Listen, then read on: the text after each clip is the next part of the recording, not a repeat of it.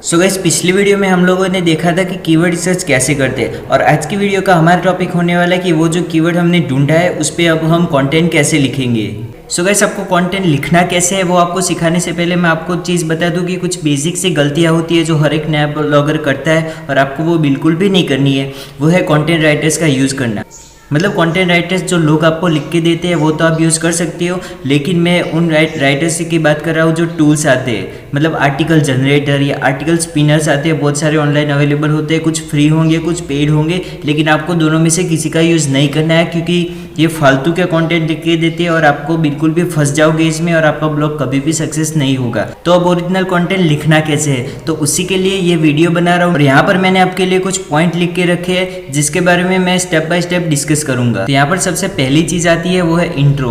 मतलब आपको अपनी पोस्ट का शॉर्ट इंट्रो देना है। मतलब कि आप किसी क्वेश्चन को आंसर करने वाली पोस्ट बना रहे हो तो आपको सीधा ही आंसर दे देना है, हाँ भाई तुमने जो क्वेश्चन पूछा उसका आंसर ये है और अब मैं आगे आपको इसकी डिटेल्स में लेके जाऊंगा। तो इस तरह से क्वेश्चन को आंसर करना है। और अगर आप कोई रिव्यू लिख रहे हो पोस्ट का या किसी प्रोडक्ट का एफिलिएट ब्लॉग के लिए, तो आपको क्या करना है कि शॉर्ट इंट्रो रखना है कि ये जो पूरी पोस्ट है मेरी उसमें होने के वाला है। जैसे कि मैं आपको एग्जांपल के लिए मैं अपना लोकल सर्वर ओपन करके दिखा देता हूँ कि मैं पोस्ट कैसे लिख रहा हूँ। और ऑब्वियसली ये लोकल पे होस्ट है, मतलब मेरे लैपटॉप पे होस्ट है, तो ये चीज़ें आप गूगल पे सर्च करके नहीं देख सकते। इसे मैं सिर्फ आपको एग्जांपल के लिए ही दिखा रहा हूँ।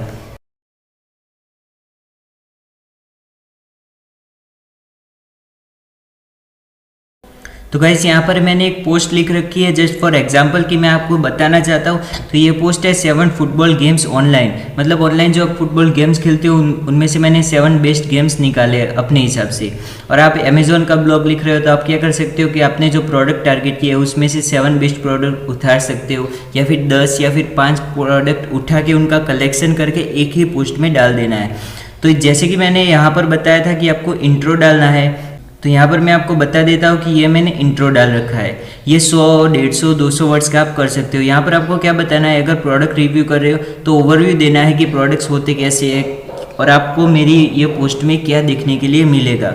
तो ये बेसिकली शॉर्ट रिव्यू होने वाला है। और अगर आप कोई क्वेश्चन का आंसर दे रहे हो तो यहाँ पर सिंपली शॉर्ट में आंसर दे देना है और उसके बाद बताना है कि पूरी डिटेल में जाना है तो मेरी बाकी वाली पोस्ट पढ़ो। और सिंपली आंसर आप कैसे दे सकते हो, जैसे कि फॉर एग्जांपल गूगल पे कोई सर्च कर रहा है 10 + 5 क्या होता है, तो आपको आंसर में सिंपली फर्स्ट लाइन पे लिख देना है कि 10 + 5 15 होता है। और अगर आपको इसकी डिटेल में जाना है, मतलब सम वगैरह कैसे होते हैं उसकी डिटेल में जाना है, तो ये मेरी पोस्ट पढ़ सकते हो। तो ये हो गया हमारा इंट्रो। अब बढ़ते हैं नेक्स्ट टॉपिक पे जो कि है हमारा इंडेक्स। तो आपको अपनी इंट्रो के बाद एक छोटी सी इंडेक्स लगानी है ताकि लोगों को पता चल जाए कि आपकी पोस्ट में कौन कौन से टॉपिक कहाँ पर कवर करे हुए हैं। जैसे कि मैं यहाँ पर आपको बता दूँ तो मैंने एक टैब खोल रखा है, एक वेबसाइट है lapas.com, और उन्होंने अगर मैं नीचे स्क्रॉल करता हूँ तो ये उन्होंने इंट्रो दे दिया और उसके बाद ये इंडेक्स डाल दी। अब इंडेक्स क्या है कि ये जो इन्होंने पॉइंट कवर करे हैं, हु इज़ अनिल अंबानी, और उसके बाद स्टोरी ऑफ अनिल अंबानी, और इसके बाद तो यूज़र को हर एक चीज़ ढूंढनी ना पड़े, इसीलिए इंडेक्स होती है। जैसे कि हम कोई भी बुक खरीदते हैं तो उसके फ्रंट पेज पे हमें इंडेक्स मिल जाती है कि आपको अगर ये चैप्टर पढ़ना है तो इस पेज पे चले जाओ, ये टॉपिक पढ़ना है तो इस पेज पे चले जाओ। वैसे ही यहाँ पर इंडेक्स होती है जहाँ पर मुझे who is Anil Ambani, story of Anil Ambani, अगर मुझे देखना है कि companies own by Anil Ambani तो मुझे क्या करना पड़ेगा, सिंपली इस पर क्लिक करना पड़ेगा और ये ऑटोमेटिकली मुझे लेके जाएगा companies own by Anil Ambani. तो यार एक यूज़र को आपकी वेबसाइट पे पढ़ने के लिए सिंपल रहेगा और गूगल यही चाहता है कि आप जितना यूज़र को सिंपल वे में कंटेंट दे पाओ उतना अच्छा है। मतलब आप अपनी वेबसाइट पे ऐसी एडिशनल चीज़ें ऐड करते रहोगे तो गूगल आपको रैंकिंग में और वेबसाइट से ज़्यादा हाई रैंक करेगा। तो इंडेक्स का यूज़ ज़रूर करना है। बढ़ते हैं हमारे नेक्स्ट टॉपिक पे। अब बारी आती है हमारे मेन कंटेंट की, जहाँ पर हम अपनी पूरा कंटेंट को कवर करेंगे। तो जैसे कि मैं अपना लोकल सर्वर फिर से ओपन कर लेता हूँ और यहाँ पर मैंने ये फर्स्ट से लेके जितने भी मैंने फुटबॉल गेम्स कवर करे हैं वो हो गया हमारा मेन कंटेंट। अब आपको इसको जितना अट्रैक्टिव हो सके उतना अट्रैक्टिव बनाना है, मोबाइल से यूज़फुल हो सके, मतलब मोबाइल फ्रेंडली साइट बनानी है और यूज़र्स को पढ़ने में अच्छा लगना चाहिए। तो इसमें टॉपिक्स क्या क्या है कि आपको शॉर्ट पैराग्राफ्स यूज़ करने हैं। मतलब आप बड़े बड़े पैराग्राफ्स यूज़ करोगे तो लोगों को पढ़ने में अच्छा नहीं लगेगा। और अच्छे से हेडिंग्स का यूज़ करना है, मतलब मैंने यहाँ पर हेडिंग 2 डाल दिया है, फिर ये आएगा तो हेडिंग 3 आएगा, अगर नीचे कुछ भी लिखना है तो हेडिंग 4 आएगा। ये एक अच्छे से वेल डेवलप्ड साइट लगती है तो गूगल आपको हाई रैंक करता है। और जैसे आप पैराग्राफ को शॉर्ट लिखते हो तो यूज़र को पढ़ने में बोरिंग नहीं लगता। जैसे कि मैं यहाँ पर पहले ही अब मेरी गेम ये डाल रखी है तो मैंने शॉर्ट में उसको बता दिया कि ये गेम मिनी क्लिप ने डेवलप करी है, ऐसे ऐसे रेटिंग है प्ले स्टोर पे, और सीधे मैंने एक रेलिवेंट इमेजेस दे दी।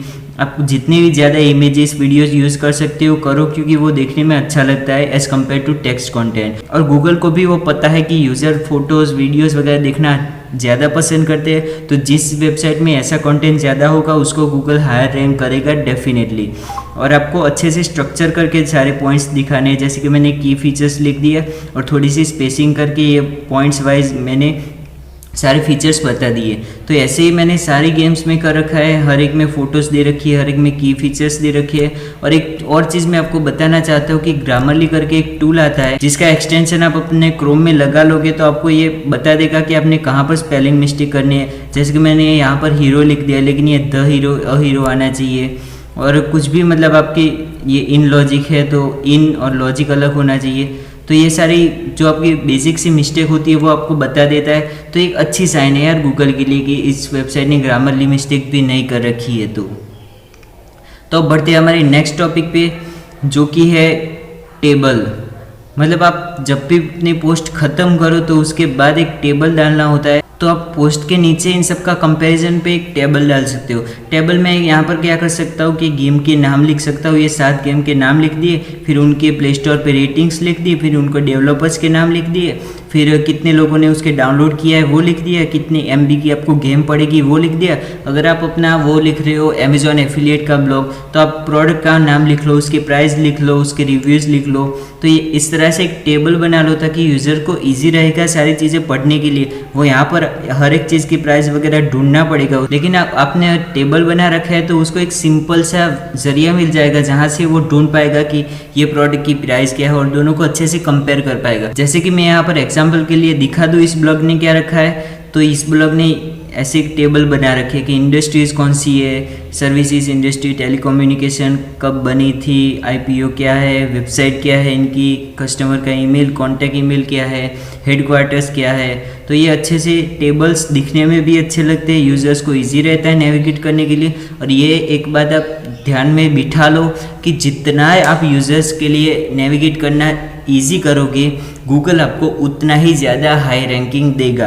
तो आपको ट्राई करना है कि यूज़र मेरी वेबसाइट पे आए और अच्छे से उसको पढ़ के जाए, उसको मज़ा आए मेरे कंटेंट पढ़ने में।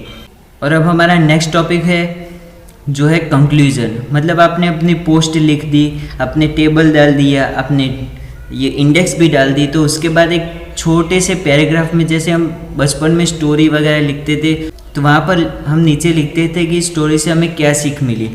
तो ऐसे ही प्रोडक्ट्स में लिखना है कि इस पूरी प्रोडक्ट तो मैंने आपको दिखा दी, लेकिन यहाँ पर मेरी पर्सनल फेवरेट क्या है। अगर आपको प्रोडक्ट्स खरीदनी है तो आपको कौन कौन से टॉपिक्स ध्यान में रखने चाहिए, तो ये 100, 200, 150 वर्ड्स में एक छोटा सा कंक्लूजन बना के आप अपने पोस्ट के लास्ट में लिख सकते हो। ये एक अच्छा लगता है, अपीलिंग लगता है, और यूज़र्स को एक आइडिया आ जाता है कि मुझे कौन कौन से पैरामीटर्स को ध्यान में रख के प्रोडक्ट खरीदनी चाहिए। और ये एक बेसिकली आपकी पोस्ट का अच्छे से एंड कर देता है। और मैंने इस वीडियो में जितने भी टॉपिक्स कवर किए हैं इनको ध्यान में रखते हुए आप अच्छी सी पोस्ट लिखोगे, अपने खुद से पोस्ट लिखोगे, मतलब कहीं से कॉपी नहीं करोगे, और इन सारे टॉपिक्स को अच्छे से फॉलो करोगे, तो मेरी ये गारंटी है कि आपकी पोस्ट गूगल में रैंक होनी ही चाहिए। मतलब वो होगी ही होगी, क्योंकि मैं इसी स्ट्रैटेजी को फॉलो करता हूँ, ऐसे ही कंटेंट लिखता हूँ और मेरी पोस्ट हमेशा रैंक करती है।